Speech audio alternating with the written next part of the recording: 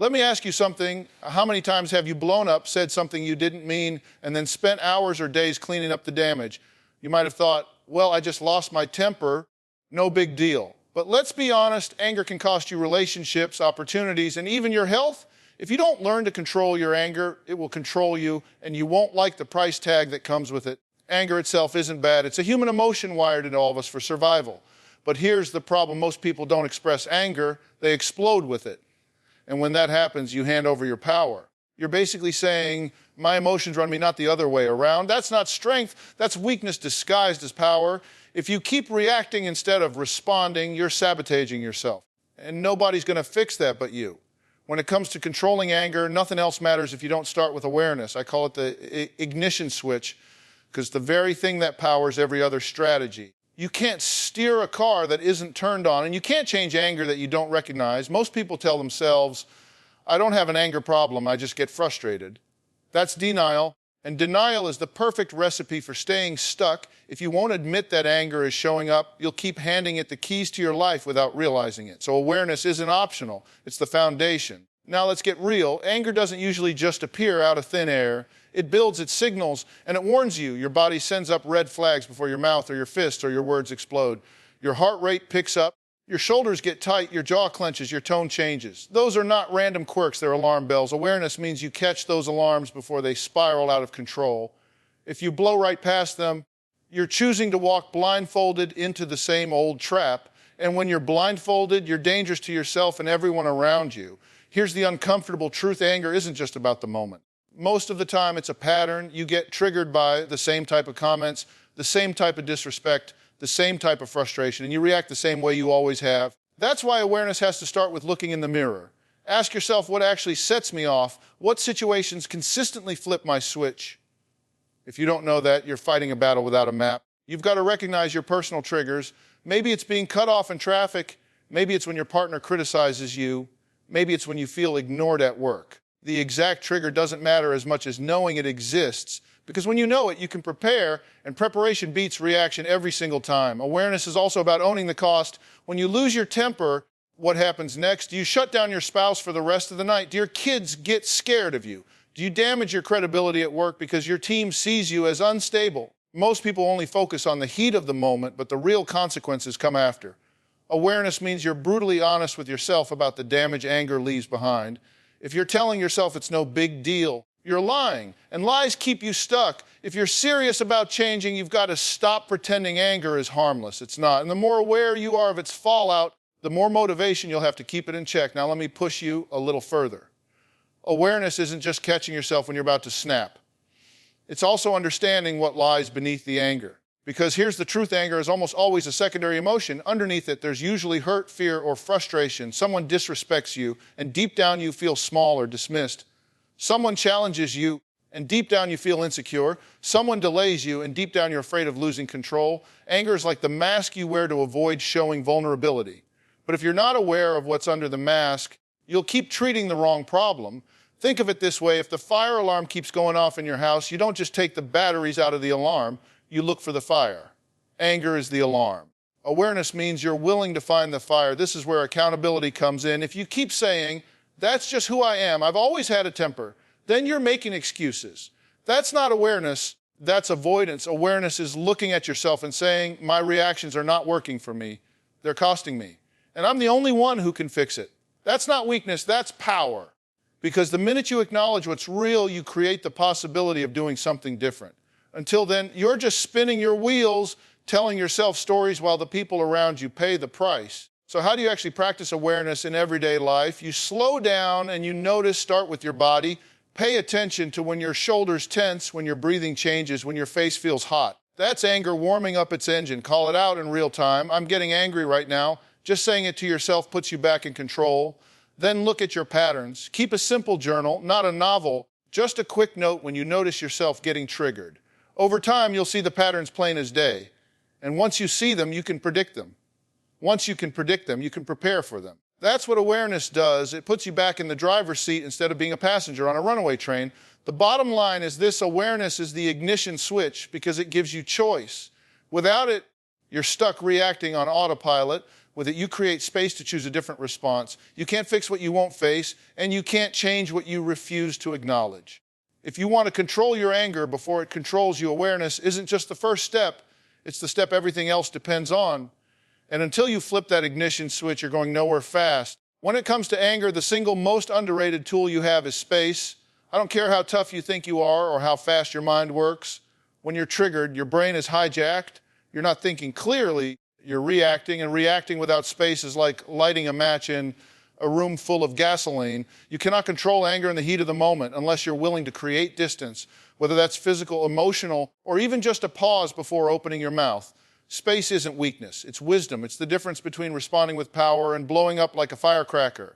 Here's the problem. Most people think if they don't respond right away, they're backing down or letting someone win. That's pride talking. And pride has destroyed more relationships and opportunities than anger itself.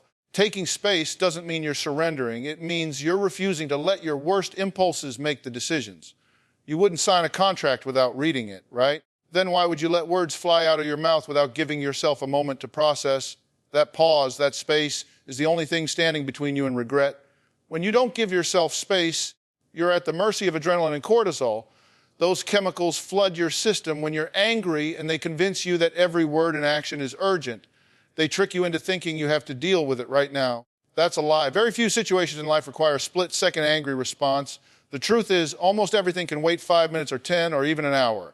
That space gives your brain time to shift gears, for your heart rate to slow down, and for rational thinking to come back online. Without it, you're fighting with a loaded gun in your hand. Sooner or later, you're going to shoot yourself in the foot. Now let's talk about what space actually looks like. Sometimes it's physical. You literally step out of the room, go outside, take a walk, excuse yourself from the conversation. Other times it's verbal. You tell the other person, I need a moment before I respond. That's not weakness, that's control. Or maybe it's mental. You stay in the conversation, but you count to 10 in your head. You focus on your breathing. You remind yourself, I don't have to answer this right now. That's space too. What matters is not how you create it, but that you actually do. Here's where people get it twisted. Space doesn't mean avoidance. Avoidance is running from the issue altogether. Space is pressing pause, not delete. You're not saying, this doesn't matter. You're saying, it matters enough that I don't want to make it worse by reacting recklessly. If you storm off and never come back, that's not space, that's stonewalling. And stonewalling kills trust. The key difference is intention. Space is about calming down so you can deal with the issue productively. Avoidance is about escaping it altogether. Don't confuse the two. Let me give you a straight reality check. The people who refuse to take space are usually the ones who cause the most damage. They tell themselves, I just say what I think, but what they really mean is, I don't have the discipline to control my mouth. There's no badge of honor in blowing up. There's no prize for who can yell the loudest or fire back the fastest. You're not proving strength, you're proving that anger owns you. Real strength is being able to step back, breathe, and come back with clarity instead of chaos. Creating space also shows respect, not just for the other person, but for yourself. It's saying, I value this relationship enough not to burn it down in the heat of the moment. It's saying, I value my own peace of mind enough not to let anger push me into a corner. If you're unwilling to create space, you're basically telling the people in your life that your temper is more important than their trust. And eventually they'll stop trusting you altogether. Think about the last time you lost your cool. If you had taken just 2 minutes of space, just a breath, just a pause, how different would the outcome have been? Would you have said that hurtful thing? Would you have slammed that door? Would you have carried guilt around for a day? Answer is probably yes. A tiny bit of space can prevent a mountain of regret. That's how powerful it is. So here's the challenge the next time you feel that surge of anger.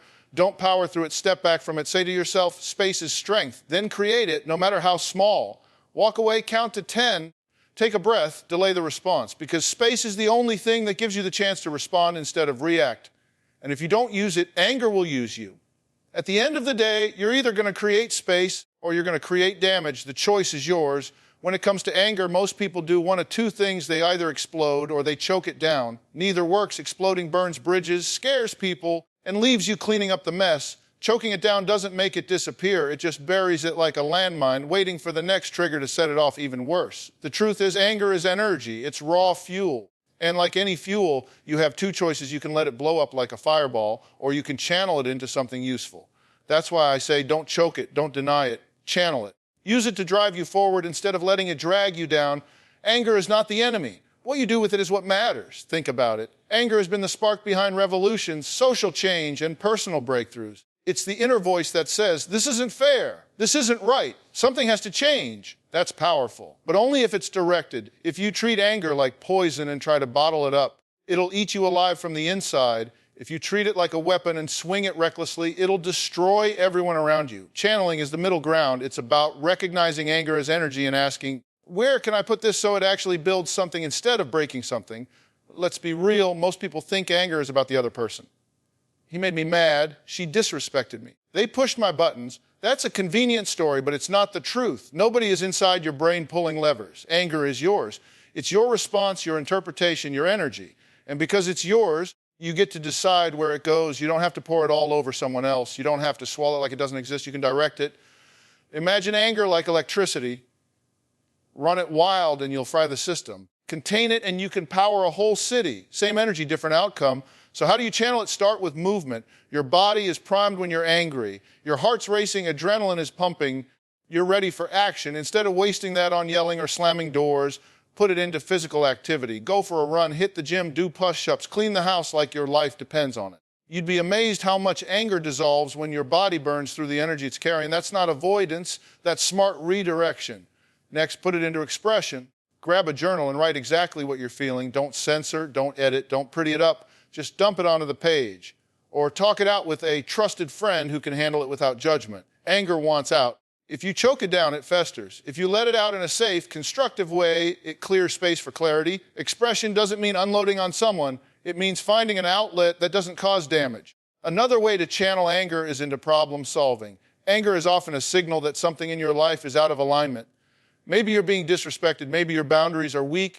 Maybe you're not living up to your own standards. Instead of just feeling the heat, ask the hard question, what needs to change here? Anger can be a motivator.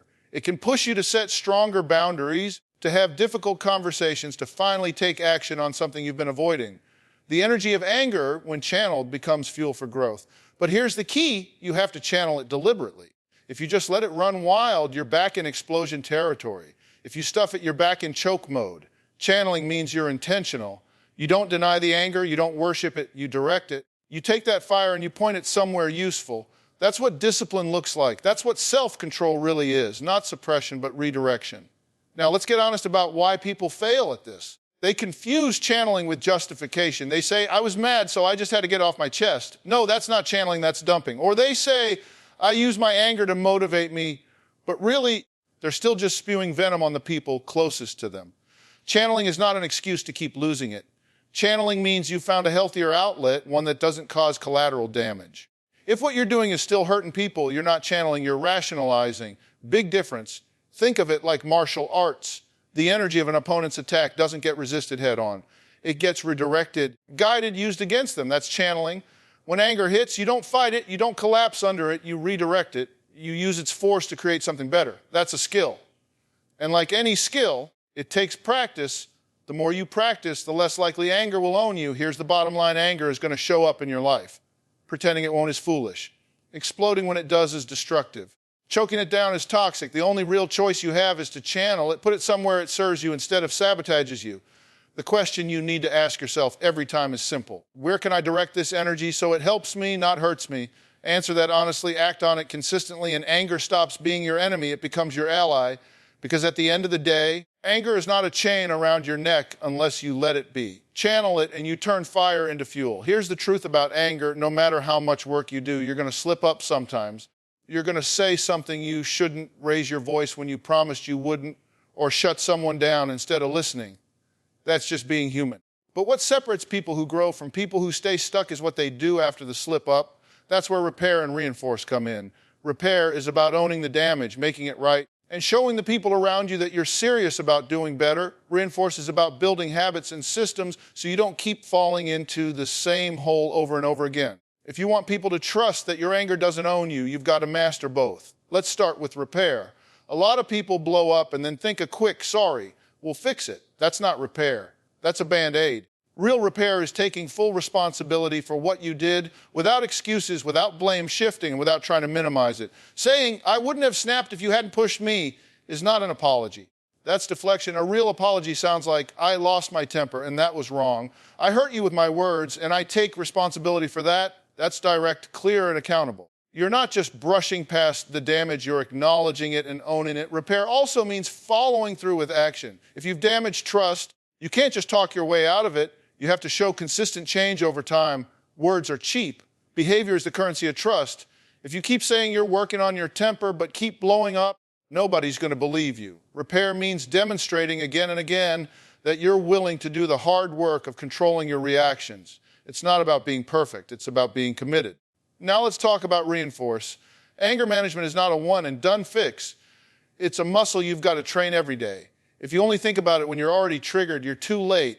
Reinforcing means putting habits in place that make it easier to stay in control. Maybe that's practicing daily stress relief, exercise, journaling, meditation, prayer, whatever helps you reset. Maybe it's learning better communication skills so you can express frustration without blowing up. Maybe it's surrounding yourself with people who hold you accountable instead of enabling your outbursts.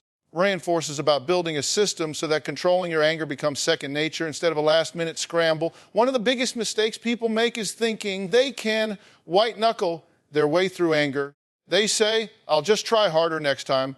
That doesn't work. Trying harder in the heat of the moment is like trying to build a parachute after you've already jumped out of the plane. Reinforce means you've prepared before the moment even arrives. You've practiced pausing. You've learned your triggers. You've developed healthier outlets.